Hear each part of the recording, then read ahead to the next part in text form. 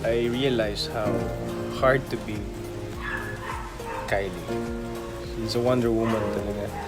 Hindi ko alam kung saan ko nakukuha yung pasensya niya, yung pagmamahal na meron siya.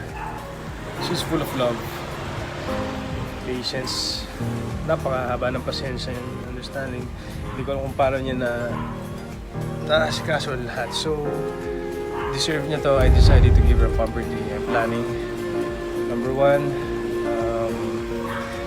magkaroon ng breakfast. Matagal na siya nagsasabi na gusto niyang pakulay ng buhok. Pero hindi niya alam kung paano. Tapos masahe, may siya sa masahe. Tingnan ko kung magagawa ko yun. Pero let's see. Yeah, pamper day for Kylie. She's been a hard-working mom. Loving and hirap maging nanay. I'm gonna do this for her. Kasi deserve niya.